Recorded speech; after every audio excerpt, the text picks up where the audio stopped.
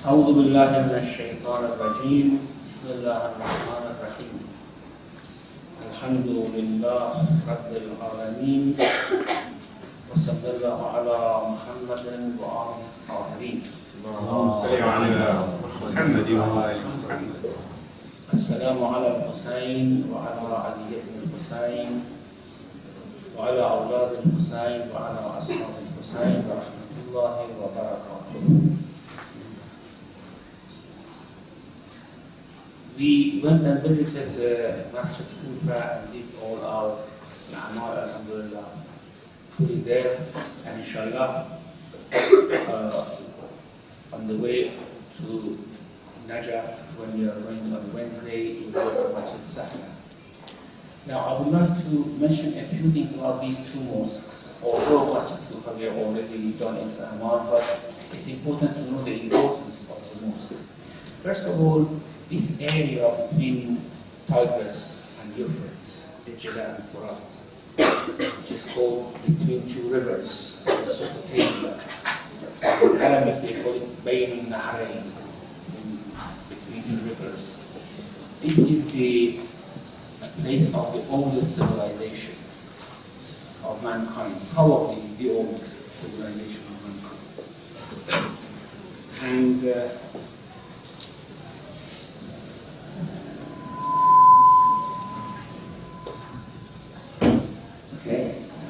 yeah, probably the oldest civilization.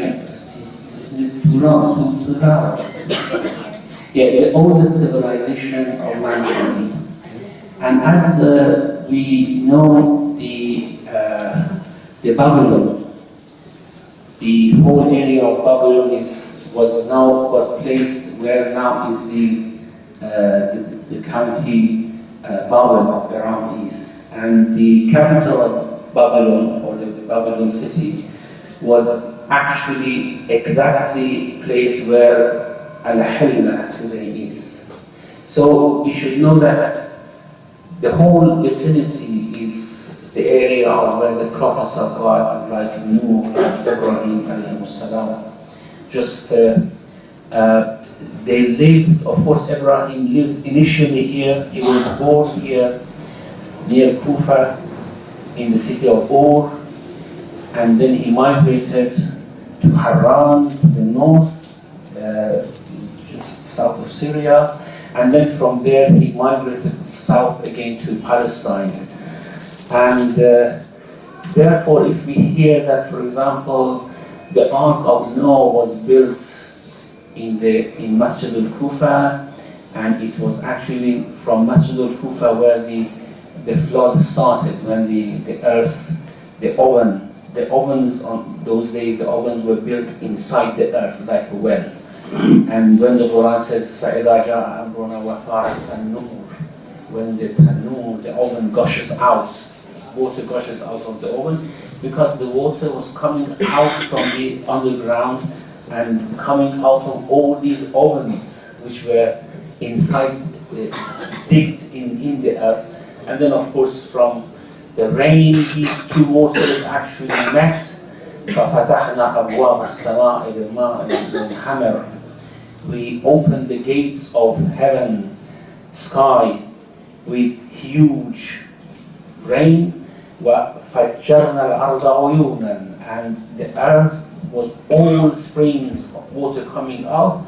فَالْتَقَى الْمَاءُ عَلَىٰ أَمْرٍ قَدْ قُدِرَ. And then the two waters met to the extent that we wished, until everyone was drowned in the area. In the area, we shouldn't think that this flood was a worldwide, global thing. It was in this area because it was Nuh who rejected him, and it was Nuh who were punished, not other people. So all this happened here. It is said that 12 miles, or mil in Arabic, which is about less than 2 kilometers. 12 mil from every side of Masjid Kufa is blessed. It's a blessed land. And we know that when Imam Mahdi alayhi salam comes, in many traditions, Masjid Kufa will be his seat of government, and Masjid Sahla will be the place of his residence or just beside Masjid Sahla, which are 2 kilometers away from each other. They're just probably 10-15 minutes walk from each other, is the place of his residence. And it is said that about 1,000 prophets have worshipped in Masjid al-Kufa. And therefore, just going on the footsteps of these prophets are very important. The Quran tells us about Hajj, that the most important act that you do in Hajj is وَاتَّخَذُوا مِن مَقَامِ إِبْرَاهِيمَ مُصَلَّى. Take from the place of Ibrahim your place of worship, where Ibrahim stood. Now here, Ibrahim has prayed, Nuh has prayed, A'imma alayhi salam have prayed. In Masjid Kufa, it is said that when Prophet peace be on him was going for Isra, we have two things that we have to differentiate from each other. One is Isra, the other one is Mi'raj. Isra is the night journey from Mecca to Jerusalem. And that was physical. Prophet with his body was taken from Mecca, taken to Jerusalem, and it was in a blink of an eye. But however, he could see everything. The time was different for him in Isra. And while he was going with Jibreel, he saw a light coming from the earth. And he said, "What is this light?" Jibreel said, "This is Masjid al-Kufa, a place where the prophets have worshipped." And the Prophet said, "Would you take permission from God so that we go down and make 2 rak'ah prayer there as well?" And this is where you prayed in Maqam Rasulullah sallallahu alaihi wasallam, where he had come down from Mi'raj, from Isra, and had prayed there. Then, of course, after he went to Jerusalem, from there he went to Mi'raj. And Mi'raj, of course, cannot be physical because it was going to dimensions of the world which were not physical dimensions, going to the very close vicinity of Hujurullah, and all the veils were taken off, except, of course, those veils which cannot be taken away at all, and that cannot be certainly physical. Now, a couple of traditions with regards to these 2 mosques I mentioned here, which is mentioned by Sheikh Bahmanpour in Mafatihul Janan.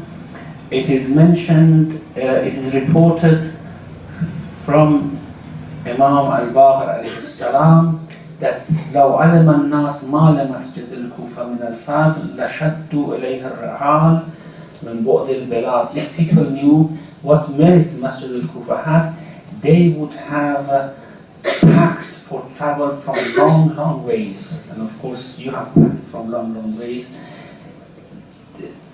If it was not for ziyarah of Amir al-Mu'minin, was not for ziyarah of Imam Hussein alayhi salam, just traveling for prayer in Masjid al-Kufa, it would have been a logical reason for itself to travel to Masjid al-Kufa.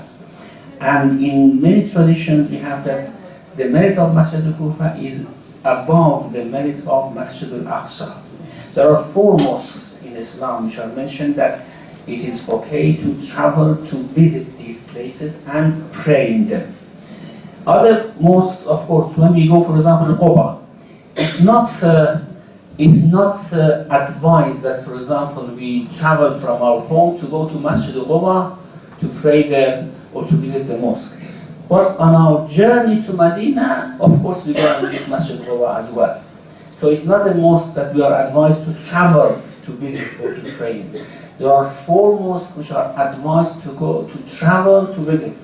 One is Masjid al-Nabi, Masjid al-Haram first, Masjid al-Nabi, Masjid al-Aqsa, which is unfortunately now the road is close to us, and Masjid al-Kufa. These are the 4 mosques which are mentioned as the mosques advised to travel to pray in. And many other traditions about Masjid al-Kufa are mentioned. About Masjid al-Sahla, there are also traditions that praying in Masjid al-Sahla, because Imam Ja'far al-Sadiq actually came to pray here in Masjid al-Sahla, and also Imam Zainul Abidin alayhi salam have prayed there. Of course, it's not as important of Masjid al-Kufa, but it is very important to go and pray there, not to actually pack for travel for Masjid al-Sahla, like Kufa. But since we are here, we go and visit and pray in Masjid in Masjid al-Sahla. There's one very beautiful tradition about Imam Zainul Abidin coming and praying in Masjid al-Kufa, actually, exactly where now is his maqam. I don't know whether you notice where the maqam is. Just the pillar between the section of men and women, the last pillar in the section of women, where we could also see that it was written Maqam Zainul Abidin. He exactly had prayed there. Now, Abu Hamza as-Somali, when he was very young, and he didn't know Imam Zainul Abidin, he had not met him yet, he says that I was in Masjid al-Kufa when I saw a young man came and stood there in Masjid and said Allahu Akbar. The way he said Allahu Akbar, I actually shivered, and all my heart did tremble when he said Allahu Akbar, the way he said. And then he prayed 2 rakah, the way that I was absolutely absorbed. I didn't know who this young man is, but I was absolutely absorbed the way he prayed. Then he went out, I followed him, and someone was waiting outside the mosque for him, holding his horse or camel. And I went and asked him, who is this young man? He said, do you know this man? This is Zainul Abidin Ali ibn Hussein. As soon as I heard that, I went to him, I fell on his feet, and he very quickly took me off and said, you shouldn't do this. Sajda is only for Allah subhanahu wa ta'ala. I said, I want to ask you, why have you come here to Kufa? Because of course he used to live in Medina. He said, I have come here only to pray in this mosque. So Imam Sajjad did pack for travel to come and pray in Masjid Kufa. Alhamdulillah, we could all do the A'mal in Masjid Kufa yesterday, in all the maqamat. Every footstep of all the prophets, Ibrahim, Khizr, then Jibreel, Prophet Muhammad, peace be on him, then A'im alayhi salam. It is a great honor for us, alhamdulillah. And also about Masjid al-Sahla, which the amal of it, of course, we talk about it tomorrow, on Wednesday when we go there. But it is said that Idris used to live here, one of the ancient prophets before Nuh alayhi salam. Idris was a prophet before Nuh alayhi salam. وَاذْكُرْ فِي الْكِتَابِ إِدْرِيسَ. Make a mention of Idris in the book, in Surah Maryam. إِنَّهُ كَانَ صِدِّيقًا نَبِيًّا وَرَفَعْنَاهُ مَكَانًا عَلِيًّا. We raised him to a very high position, Idris. And then Prophet Nuh alayhi salam, as I said, he was living in the vicinity, and his ark was made in Masjid al-Kufa, just 2 kilometers away from Masjid al-Sahla. And Ibrahim, it is said that Ibrahim had a house very close to Masjid al-Sahla. And Manzil al-Khidr, and Khidr used to live there actually. And Imam Ja'far al-Sadiq has says that it is as if I see that Imam al-Qa'im alayhi salam, the 12th Imam, when he comes, he will reside in Masjid al-Sahla with his family. And no prophet has been sent unless they have prayed in Masjid al-Sahla, or probably in Masjid al-Sahla or in the vicinity.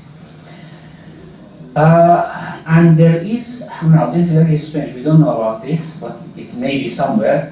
There is a rock in it in which the image of every prophet is printed.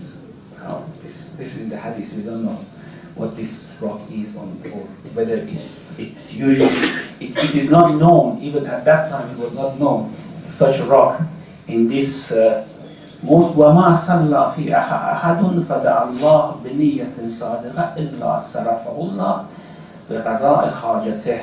No one prays in this mosque and with a pure and sincere niyyah ask his or her haja from Allah, unless Allah will turn him or her away with fulfillment of the haja, inshallah. We hope that this will happen.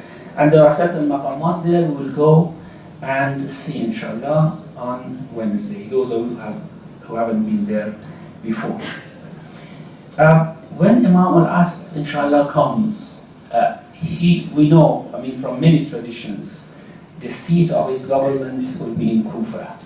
Why Kufa? Because it's a holy land, probably, and it was the seat of Amir al-Mu'minin alayhi salam. And the traditions say that Masjid al-Kufa will be expanded to be able to contain millions of people for Salat, because people will come from every quarter to reside here where the Imam is ruling. So this will become like the capital of the world. The Kufa will become like the capital of the world, and Imam alayhi salam will direct the affairs of the world from here.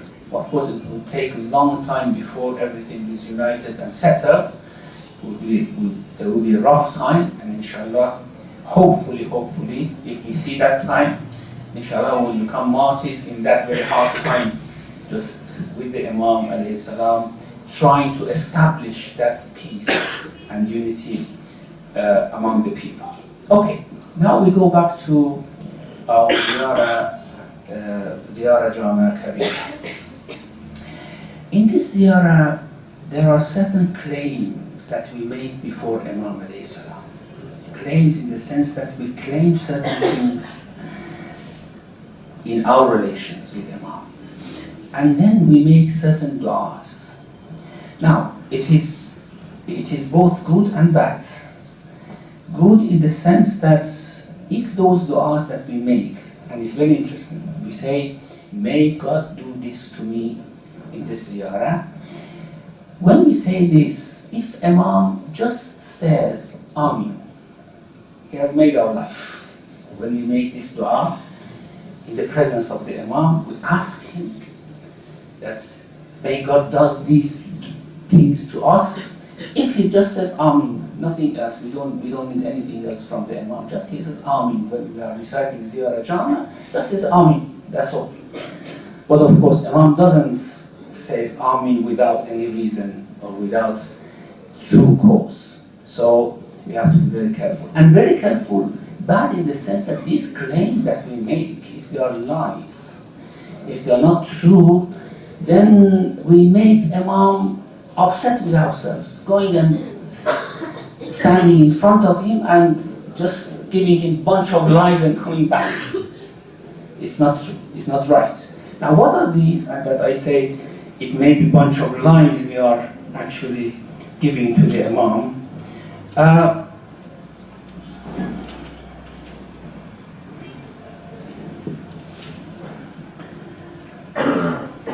We say that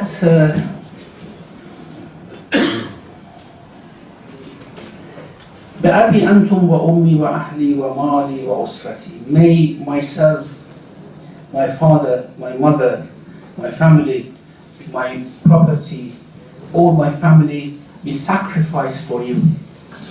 أشهد الله وأشهدكم أني مؤمن بكم وبما آمنتم به. I testify and I take Allah as my witness. I testify, this is the claim we are making. So we have to be very careful. When we make these claims, we are truthful. I testify and I take God as my witness. أشهد الله وأشهدكم. And I take you as my witness as well. So you know what is inside my heart.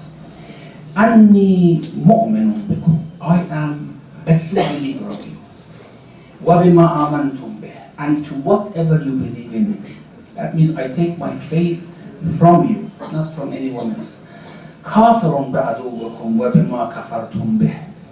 I reject your enemies, and whoever you reject, I reject. Just like whoever God rejects, we reject. مستبصر بشأنكم.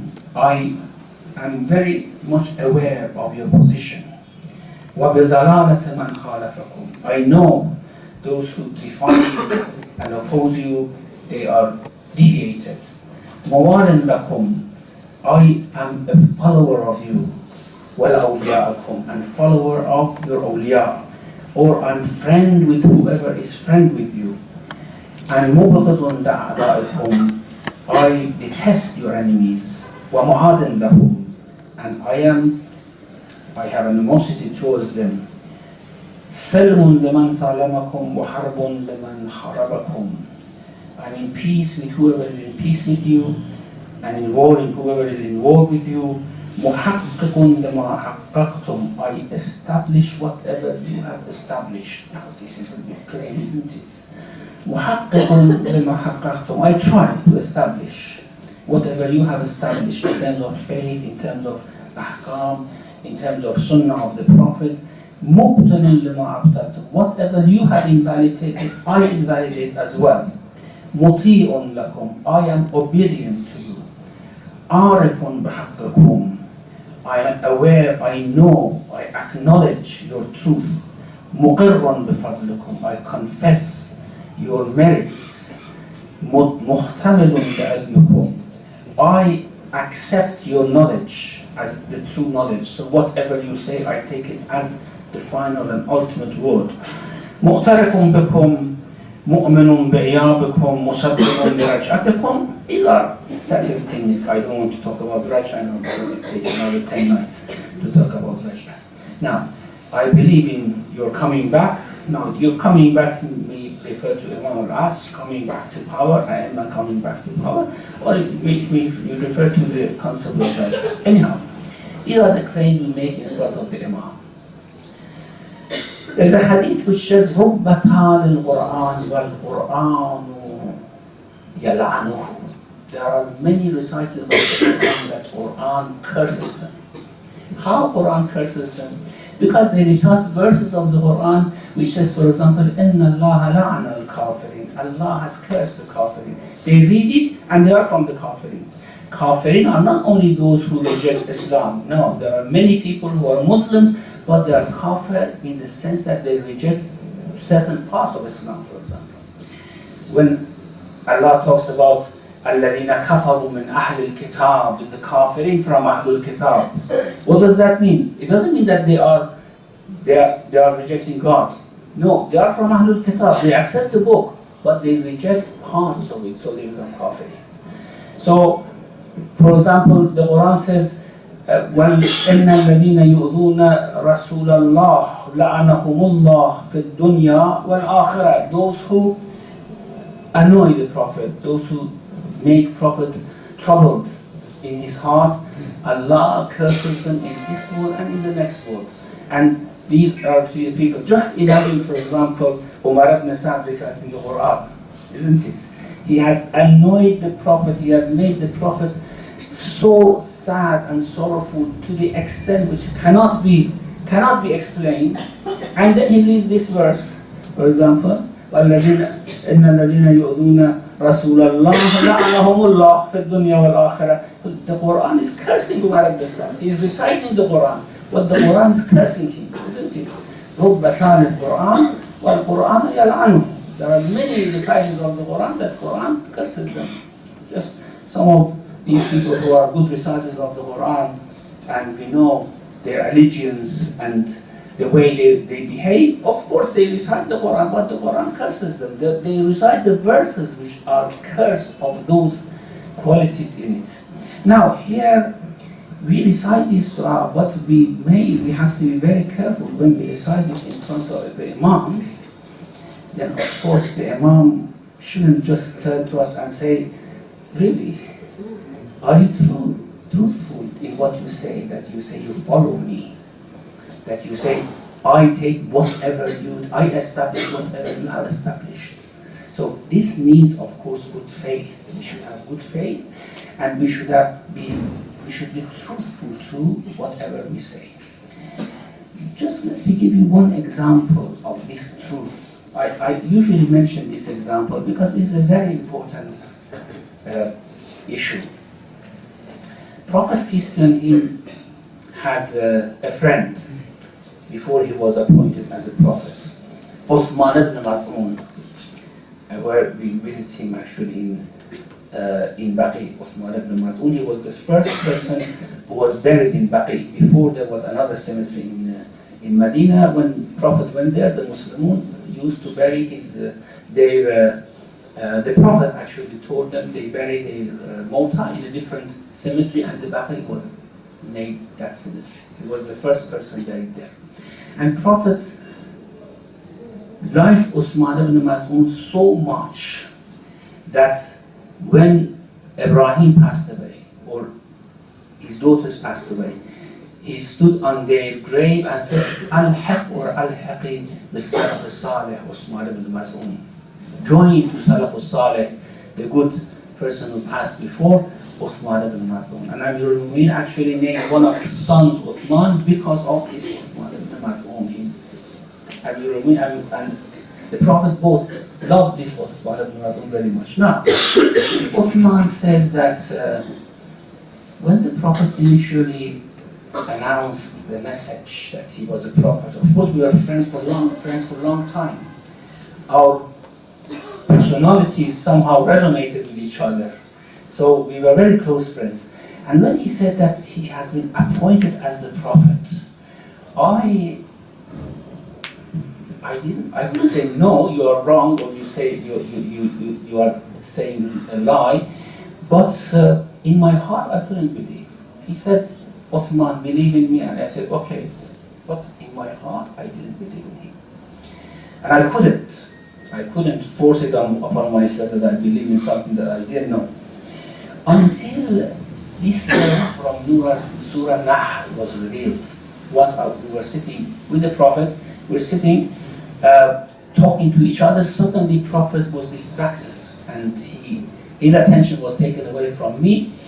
And after he came back to himself, I asked him what happened. He said, just Jibreel just brought me an ayah from the Quran, revealed to me.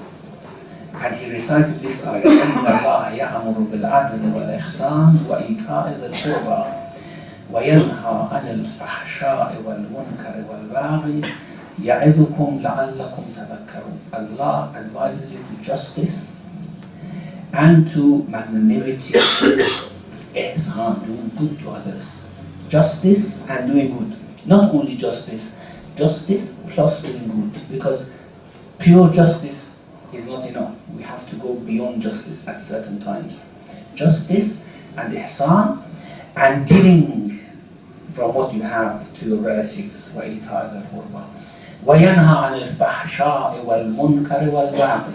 And he forbids you from fahsha, indecency, munkar, something which is absolutely against human conscience, and baghi, transgressing and oppressing others, transgressing rights of others.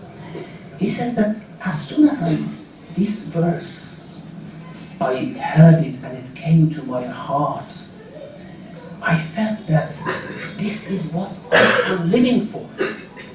And I said to myself, Uthman, why don't you believe in this man?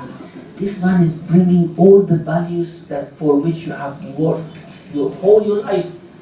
Adl and ihsan, ita'at al-qurba, and avoiding fahsha and munkar. And that moment, Iman very firmly sat in my heart at that moment. And then I went and told everyone that now I am a true believer to Muhammad sallallahu alayhi wa sallam.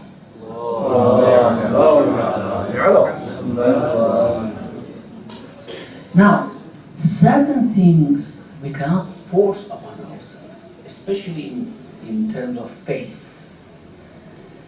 La ikraha fi ad-din. In faith, in religion, ikrah is impossible. Force, in compulsion is impossible. Some people take this as la ikraha fi law. For example, in the law there is no ikrah. Law is always ikrah. Law is always enforced by force. If there is a law, it should be enforced by force, isn't it? I mean, if there is an Islamic law that should be enforced in a country, it should be enforced by power. In every society, law is enforced by power. Some people think that when we say la ikraha fi din, it means that we shouldn't enforce Islamic laws, whatever they are. Of course, we should be very careful when we say Islamic laws. We have to be very careful what they are at every time, at every junction of time. But La ikraha fi din, the deeper meaning is that it is impossible that you enforce faith into a heart. أَفَأَنْتَ إِنَّكَ لَا تُسْمَعُ الْمَوْتَى. You cannot make the dead to hear. It's not possible. So we have to cry and beseech Allah. We have to purify our hearts so that this followership of A'immah becomes a true thing in our life. Something that we really, that whatever they say, our hearts accept. This is important. You know why when Imam Zaman comes, inshallah, many mu'mins, many Shias, many Muslims reject him because their hearts cannot accept what he says. It's very simple. It's not the fact that, for example, I have doubt or I don't know who you are or whatever. No. The heart cannot accept what he says. They reject him. Whether they are Muslim or non-Muslim, Shia, non-Shia. Because he has certain values, he preaches those values. If our hearts are in tune with those values, we accept it. If it's not in tune with those values, we can't say, because you are Imam Zaman, you are accept. No, it's not possible that you do that. You involuntarily, you reject. Now, after making these claims, then we make specific du'as. These du'as are important. As I said, if the Imam, inshallah, just say Amin to one of these du'as that we make, then he has made our lives. Now, of course, that list of claims is very long. It's just 4 or 5 times what I said. It's a long list of claims that we make before the Imam. That Qalbi lakum musallam, my heart is submissive to you. Well, this is a great claim. Is really our heart submissive to the Imam? When I say that my heart is submissive to you, I have to be sure that my heart is submissive to them. And whatever they say is absolute truth and ultimate knowledge. وَقَلْبِي لَكُمْ مُسَلِّمٌ وَرَأْيِي لَكُمْ تَبَعٌ. My opinion follows you only. I have no opinion of myself when it comes, of course, to following you. Whatever you say, I put aside my own opinion and follow your opinion. وَرَأْيِي لَكُمْ تَبَعٌ وَنُصْرَتِي لَكُمْ مُعَدَّةٌ. My help is always prepared for you. Whenever there is somewhere that your cause needs help, my help is always ready for that cause. Now, again, this is a great claim, isn't it, that we are making before the Imam. If we are true in all this, inshallah, when we are making those du'as, the Imam would say Amin. And as I said, that's the end of it. We need nothing else. Just the Imam, when he hears us, just says Amin. That's all. Now, what's the dua? فَثَبَّتَنِيَ اللَّهُ أَبَدًا مَا حَيِّتُ عَلَى مُوَالَاتِكُمْ وَمَحَبَّتِكُمْ. May God make me firm eternally until I live on your followership, following you, وَمَحَبَّتِكُمْ, your love, وَدِينَكُمْ, your faith. Now, 3 things. God make us firm in 3 things. You see, we are not asking Imam to do it for us. You shouldn't get confused. We are asking God. We are in the presence of the Imam. We are making a dua to God. And we wish the Imam just says Amin. That's all. If he says Amin, that's enough for us. فَثَبَّتَنِيَ اللَّهُ أَبَدًا مَا حَيِّتُ عَلَى مُوَالَاتِكُمْ وَمَحَبَّتِكُمْ وَدِينِكُمْ. 3 things. First of all, we want to be firm in 3 things. Your muwalat. Muwalat is following, also showing favor to whatever they favor. Helping whoever is attached to them. This is muwalat. But mahabbat is, of course, having love of them. Wadinakum is the faith, the way they have described. Dinakum, of course, dina Deen al-A'imma is Deen al-Islam. There is no difference. However, Islam, the way they describe it, is very important. You know, Islam has many different understandings, versions. People have expressed many different views about what Islam is, what Quran is, what Sunnah of the Prophet is. But I am on your deen, and I pray that Allah make me firm on your faith, what you believe in about God, what you believe in about hereafter, what you believe in about justice, what you believe in about social issues, what you believe in about anything related to faith. So may God make me firm in whatever on your muwala, your mahabbat, and your deen. And waffaqani lita'atikum, and God make me to succeed in obeying you. Allah make it easy for me to obey you. Your obedience is something which is given to me. Again, we ask God to do this for us. وَرَزَقَنِي شَفَاعَتَكُمْ, and give me your shafa'ah. Provide me with your shafa'ah. Of course, shafa'ah comes only after you have followed, you have the mahabbah, you have their deen as your deen, and you, of course, are obedient. Then I pray to God that He would provide me with your shafa'ah. And then we ask something which is above all this. وَجْعَلْنِي مِنْ خِيَارِ مَوَالِكُمْ, I pray that Allah make me one of the best of your followers. And best of the followers, of course, means that your behavior should be like their behavior. Your words should be similar to their words. Your deen should be similar to their deen. This is how we become one of the best of their followers. Sometimes we claim that we are the followers of A'imma alayhi salam, but we are ashamed for them. We do things which actually, instead of honoring them, it makes them shameful of us.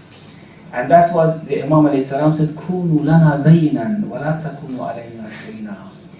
Be an adornment for us, not a shame for us. Do not be a liability on us. Many of the Shias, I can say, including myself, we are just a liability on A'imma alayhi salam. They just, when they are told, for example, just imagine that such and such is your Shia, they just put their head down and say, what should we say about it? That's how they are. They claim that they are our Shia. Now, again, this dua that we make is very important. Inshallah, Allah will make this dua fulfilled, and Imam will say Amin when we make this dua. وَجَعَلَنِي مِنْ خِيَارِ مَوَالِيكُمْ التَّابِعِينَ لِمَا دَعَوْتُمْ عَلَيْهِ, those who follow exactly what you have called to.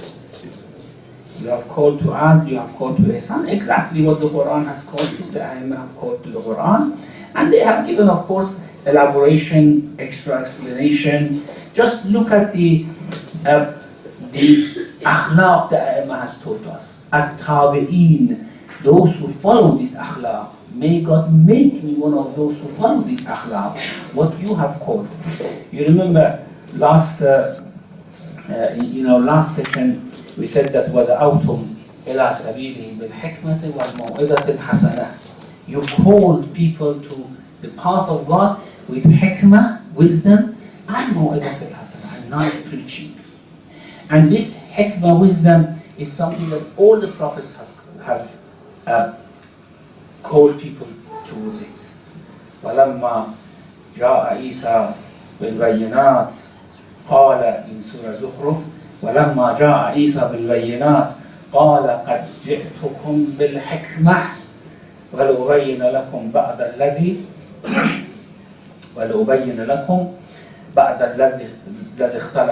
اخْتَلَفُوا فِيهِ, something like this. So when Isa alayhi salam came, he said, I have brought hikmah for you, wisdom. And that wisdom is always attractive, is always it always resonates, the heart always resonates with that wisdom. It cannot be ugly, it cannot be repulsive. Only those repel and somehow go away from it who have their own vested interests, who are evil in heart. However, the good hearts always accept it. Now, they have called only to good and have forbidden only evil. And if we want to be at-tabi'in lima da'awtum ilayh, we should only follow good and repel evil. I don't know whether we can do that or not. It's very difficult. Can we really follow Imam Sajjad in whatever he called us to? Just see dua makar al-makhlaq of Imam Zayn al-Abidin alayhi salam. This is what he has called to. This is what he has called to. Oh God, salute Muhammad and his household and make me to retaliate those who deprive me with giving, those who backbite me with giving good talk about them, those who wrong me to do good to them. Can we do this? It's very difficult, isn't it? This is what they have called for. Always forgiveness, always forbearance. التابعين لما دعوتم إليه.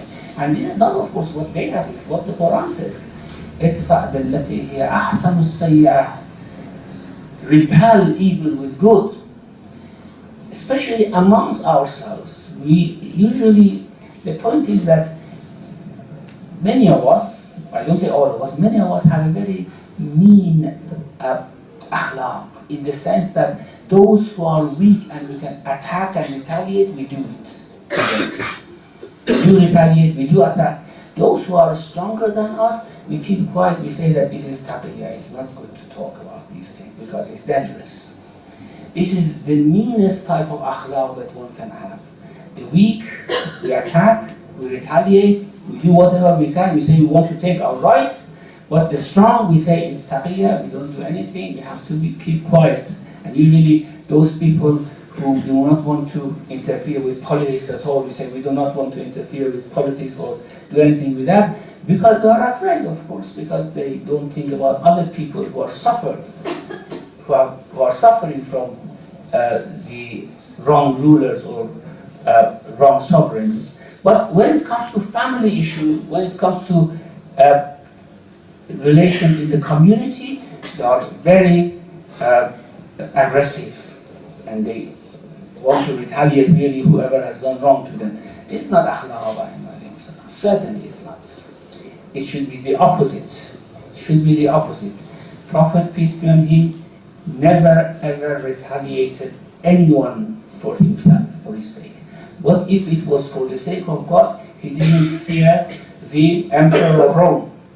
You know that when Muslims were very small number, he sent an army of 3,000 men, headed by Ja'far ibn Abi Talib, rahmatullah alayhi, rizwanullah ta'ala, one of the big shuhada. He sent 3,000 men to Rome to fight the Roman emperor. And you know what army they faced there in Muta?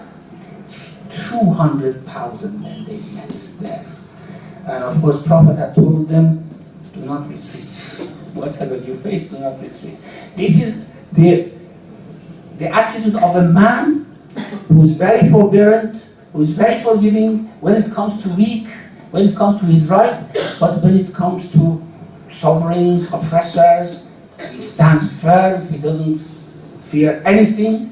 This is of course the akhlaq of the noble people. Now, in his nobility, in their nobility, Ayyuhal Salam have called us to this akhlaq, and we say that may Allah make us from tabi'in lima da'awtum ilayh. وَجَعَلَنِي, again another dua. I pray that God make me man yaqtassu atharakum, follow your footsteps. And this of course needs knowledge, isn't it? We should know what are the footsteps of Ayyuhal Salam. What is their knowledge? What is their teachings? وَجَعَلَنِي مِمَّنْ يَقْتَصُّ آثَارَكُمْ وَيَسْلُكُ سَبِيلَكُمْ, and treads down the path you did tread. وَيَحْتَدِي بِهُدَاكُمْ, and find guidance with your guidance. وَيُحْشَرُ فِي زُمْرَتِكُمْ, and is raised in your group. You know that when the day of judgment comes, we are not raised in the same groups. Not kafirin, we are not talking about kafirin. The mu'mineen are not raised in the same groups. As the kafirin are not raised in the same groups. We are raised in myriads of groups. وَسِيقَ الَّذِينَ اتَّقَوْا رَبَّهُمْ إِلَى الْجَنَّةِ زُمَرًا. Zumar is plural zumra. The mu'mineen are driven towards paradise in myriads of groups. Zumara. Now, what we say here, and as I said, if the Imam says Ameen, we are saved forever. وَيُحْشَرُ فِي زُمْرَتِكُمْ, make us to be raised in your group. The group that you are raised in, we are raised in that group as well. وَيَكِرُّ فِي رَجْعَتِكُمْ, and we come back in your raj'ah. Now, I don't know, do we have time to talk about this يَكِرُّ فِي رَجْعَتِكُمْ, or we have to leave it for some other time? We have some time. Okay, what does that mean? يَكِرُّ فِي رَجْعَتِكُمْ, comes back in your raj'ah.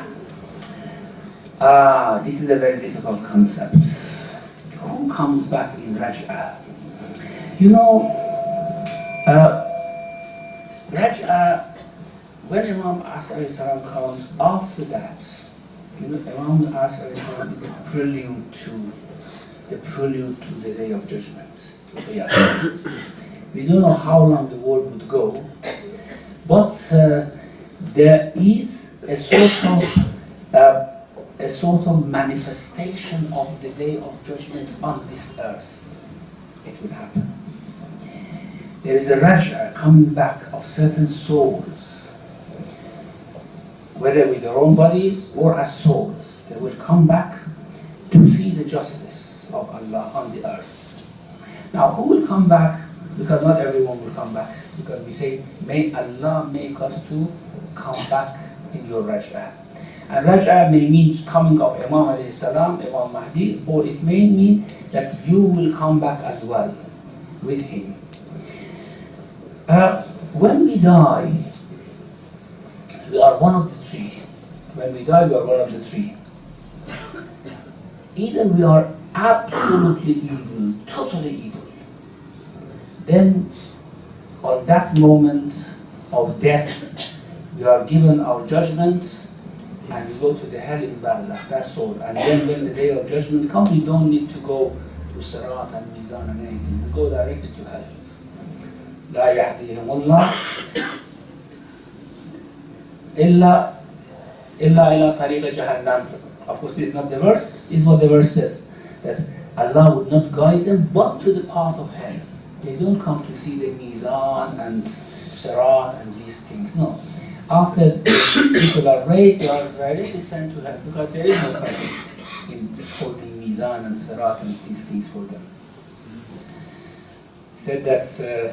I mentioned this before, maybe those of you who haven't heard this, two people who were wrongdoers and sinners, hooligans, so to speak, they made a pledge with each other that anyone who dies first and comes to the dream of the other to tell him whether these things that these mullahs say about the other side is true or false.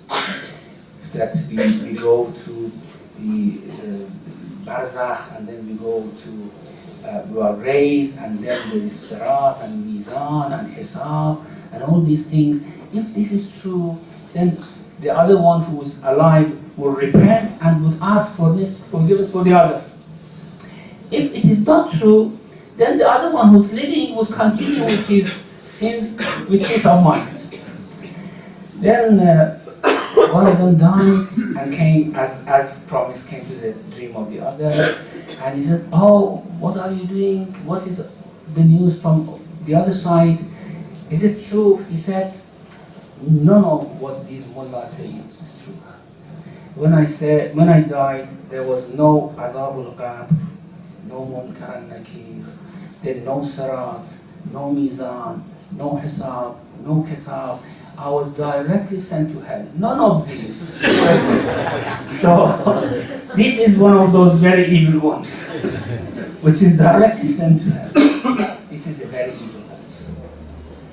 And they are very much living and alive there, very much aware of things. The other group are purely good ones, purely good ones. These are also alive. Everyone is alive, but the degree of life, the intensity of life differs. Another group who are purely good, they will go to paradise of Barzakh. They live there, they are quite aware, they see things, probably see things in this world as well. They are doing عند ربهم يرزقون بل أحياء ربهم يرزقون. They are alive, they are being provided, given provision beside the Lord. Now these two groups are the living individuals, living population of Barzakh, which have high intensity of life, high degree of life. The others in the middle, who are not purely evil or purely good, and this can be from any religion, Mushrik, Mu'min, Muslim, believer, non-believer, because not all Mushrikun are purely evil, are they? And not all Muslimun are purely good, are they? So, those who are not purely good and or purely evil, they will not have that sort of judgment immediately after they die. They are kept in Barzakh, they live, and they live in very different type of lives, but not in the hell of Barzakh or paradise of Barzakh, in somewhere in between. And they are like, for example, compared to those in these two groups, they are like sleepwalkers, so to speak. Their degree of consciousness is very much lower than these two groups. Okay? And therefore, they will wait until the day of judgment, where those lifelines are given by Allah to everyone to be purified. So the judgment is deferred until the day of judgment. These are the ones who need the day of judgment. It's a huge number of people, of course. Then, of course, on the day of judgment, it's decided whether they have to go to hell or they have to go to paradise. When Amirul Mu'minin was asked about death, he said, "Imma bisharatun bina'im al-abad." It is either good news to everlasting ni'mah of paradise, wa imma bisharatun bi'adhab al-abad, or it is in the news for everlasting punishment, wa imma tahwilun wa tahzinun wa amrun mubham, or it is just fear, hope, not knowing what is going to happen until the day of judgment. It is these people which are said that if they are good, the window from the paradise of Barzakh will be open to their grave. Those people who are living in the paradise of Barzakh, just imagine where that place is. A window from that is open to their grave. And grave is just the other dimension of life, the Barzakh. And then they will rejoice and are in pleasure from that breeze which comes from that window. Those who are evil but not purely evil, are waiting for their judgment. A window from the hell of Barzakh is open to their grave. And they are always in punishment until the day of judgment comes. These are the people who always say, oh, although they are in great pain, they always say, oh Allah, make the day of judgment, postpone the day of judgment forever. Because they know that although they are in pain, when the day of judgment comes, it's more difficult for them. Those who are having a window from that paradise, they say, oh Allah, bring the day of judgment sooner to us, because they want to go to paradise. Now, for those who are living in paradise of Barzakh or hell of Barzakh, it makes no difference, because they are automatically going to their own places, whether hell or paradise. Now, these groups who are living, Now, about Raj'ah, we have only those who are purely good or purely evil will come back. How they come back? They will come back to see the justice and to perform the justice of Allah subhanahu wa ta'ala. How? We don't know. As I said, it's a prelude to the Day of Judgment. It's just one scene before the Day of Judgment. So when we say, may Allah make me to yakirru fi raj'atikum, come back in your raj'ah, means that I am from those purely good ones. That's great ambition, of course. I don't expect when I say this, Imam says Ameen, because I know myself. Other things, inshallah, I hope Imam says Ameen. When I say them, Imam says Ameen. But yakirru fi raj'atikum, it means huge purity, absolute cleanliness of the heart, to be able to come back. Because all the traditions of Raj'ah says that only the purely good and the purely the purely evil.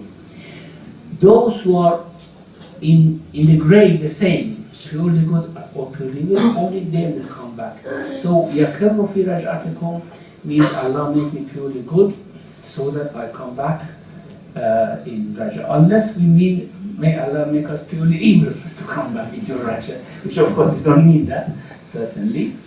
Inshallah, we hope that when we make this ziyarah, Imam, inshallah, with his kindness, with his mercy, says Ameen when we pray. And if there is anything lacking, inshallah, with the blessing and holiness of the place and blessing of the soul of the Imam, is made complete in our hearts. Wa sallallahu ala Muhammadin wa alihi.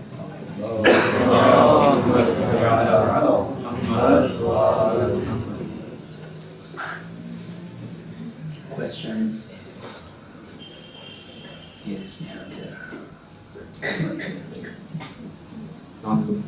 I just wanted to ask, when you go to the Haram, you see hundreds and thousands of people reciting these lines you say from the Ziyarah. In addition to that, you've got millions of people around the world from their homes reciting these lines as well. So my question is basically, I can accept that God is all hearing and He can hear when everyone talks to them at once. But how can we fathom the Imam can hear so many people, different languages and millions of people all at once and say Ameen to them if he does? Because can we say the Imams are all hearing, or how does it work basically? Inshallah, when you die after 120 years, you will realize how it's possible. Our knowledge there is very different from here.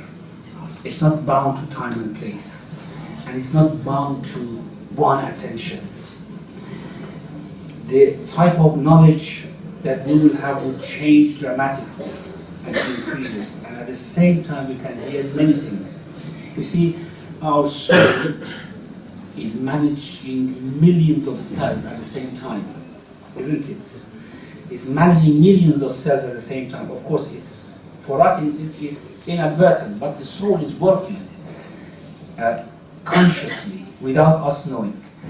When we go to Barzakh, we will see that this is happening. And it's not only for the Imams, many others will have the same thing. Yes. Just to clarify the last point about the two extremes. The two extremes that you mentioned, the purely good and the purely evil souls, when they're in the state of Barzakh. When you said they come back, you mean they come back during the time of Imam Mahdi's existence when justice is re-established on earth? Raj'at will take place after Imam Mahdi alayhi salam. We don't know when. As I said, that's a prelude to the Qiyamah. In Surah Naml, we have that the verses which are referring, according to Shi, exodus to Barzakh. وَيَوْمَ نَحْشُرُ مِنْ كُلِّ أُمَّةٍ فَوْجًا مِمَّنْ يُكَذِّبُ بِآيَاتِنَا. The day when from every nation we raise a group who deny our signs or our communication. فَهُمْ يُوزَعُونَ. Then we keep them, probably until we raise from the good ones as well. And what will happen there, we don't know, okay? But the Shia actually say that on the Day of Judgment, of course, everyone is raised. So from every nation we raise a group, it should be something happening before the Day of Judgment. As I said, this is just a prelude to the Day of Judgment. A sort of selected resurrection of certain group of people, which happens not in Akhirah but in this world, just showing how this will happen in Akhirah. Probably this is how it goes.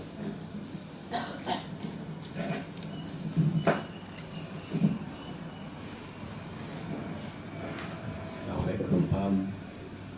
I wanted to ask two questions.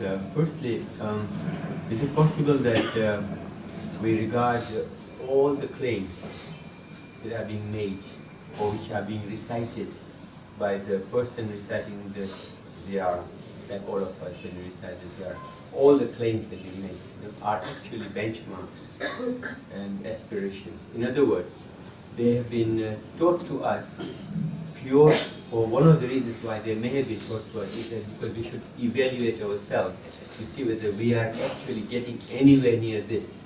So that although in a sense we are making a claim, but in one sense we are not making a claim. It's an encouragement. It's an encouragement. That's one question.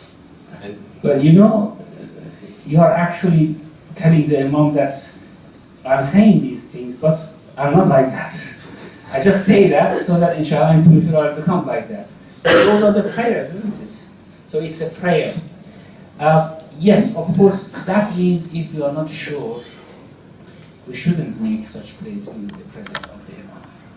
And if we are making this presence, we make a firm pledge with ourselves, or we try our best to be like that, to follow them wherever and whatever they have said, wherever it needs to, we are commanded to follow them.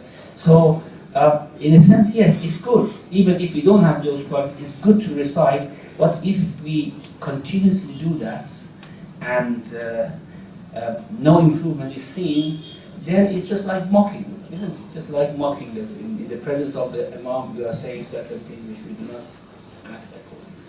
so I think this applies also to the munajat and the various du'as which Yeah, of our course, fourth certainly. Imam has taught us. So that could be one way. In other words, if my intention or the people's intention is, look, I am actually talking to my Imam, but I am actually telling him I will try to be like this. Yeah.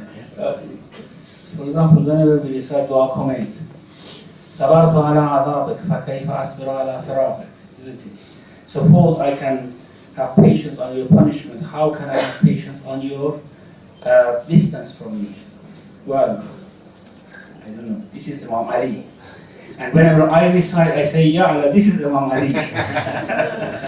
Because, I mean, we don't care about distance from Allah, do we? In this world, it's very clear that we want our own selfish desires to be fulfilled by God, and that's all. It's not love which is attracting us, it's our needs which is attracting us. So it's better not to make a claim that we are not the person to have that sort of thing. It's good to recite it though, as you said, to learn how Imam Ali was and how a good Muslim, a good mu'min should be. If I may just ask one quick question. When we said dua, we are told that we will be, if you recite it at least for 40 and continuously for 40 days, but also regularly, one of the benefits that we get from reciting dua in the mornings is we will be together, we will be called together with Imam Zaman. Now, you said that we either have to be purely bad or purely good. Yeah. Isn't it possible that we could come with Imam, with our sins forgiven, if in fact we have wilaya, and that somehow or the other we, in other words, what I'm trying to say is we really have to be purely good in order to be able to come back. Is there any exception? Is there any other way in which we can actually come back with Imam purely on the basis of whatever we try to do in our wilaya? Favoritism? I don't know, because the rawayat say very firmly, only purely good and purely evil will come back. So, I don't know, maybe reciting this dua at 40 days with pure heart will make you purely good. I mean, it should make you purely good. Otherwise, it's not possible. I mean, it's the law. I mean, it's the law of the sunnah Allah. You cannot violate it. We have a question here. What happens to those who are not Muslims but good, have done good, like Mother Teresa? You know, many Muslims will go to hell. So when we talk about hell and paradise, we don't mean that paradise is only for Muslims and hell is only for non-Muslims. We know that many Muslims will go to hell, including Umar ibn Yazid and Ubaydullah Yazid were Muslims, weren't they? I mean, Yazid was the caliph of Muslims, leader of the Muslim Ummah, wasn't he? So, but he would go to hell. And in case of non-believers, of course, it depends on their intention, how closely they have followed what they believed in, and how pure they were in their faith, in their akhlaq, in their behavior. So you have mentioned Mother Teresa. Of course, I mean, people who have dedicated their lives for others are going to be given justice. One thing which we have to bear in mind is that, first of all, to go to paradise we need faith, and faith doesn't mean only Islam. Faith in God, that is the most important. Faith is like the fertile land on which every action, good amal salih, good act would grow. If there is no faith, no amal salih will grow. It's just like putting all these good acts on a solid rock and they fall down. So it wouldn't happen. For those who have faith, they may have faith in Islam or they may have faith in other religions. Those who have faith in other religions and have not been convinced by hikmah and mawqif and hasana about Islam, we shouldn't expect that by the image of Islam that we are presenting these days, people say, oh, Islam, what a nice religion, you want to become Muslims. We shouldn't expect that. They say, Allahu Akbar, and chop the heads.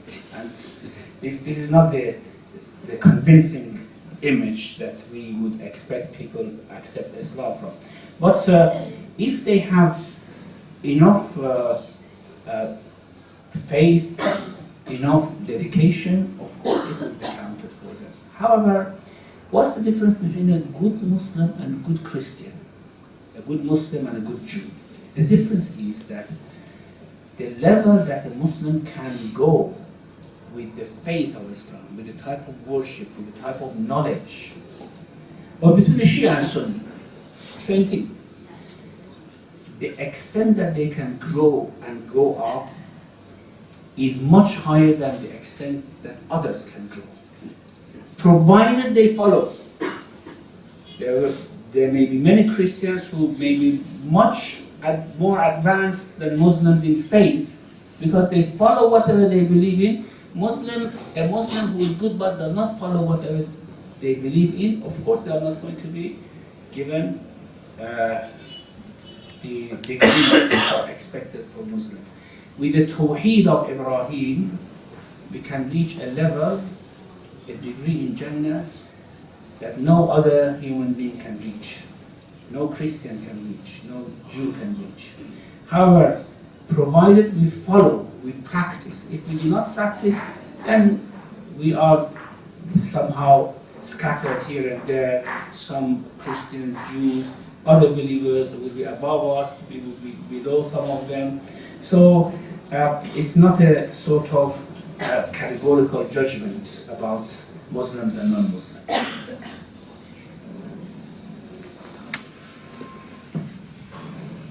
Finish? We have no time? Maybe after, inshallah, the lecture we can discuss this. Inshallah. وصلى الله على محمد وعلى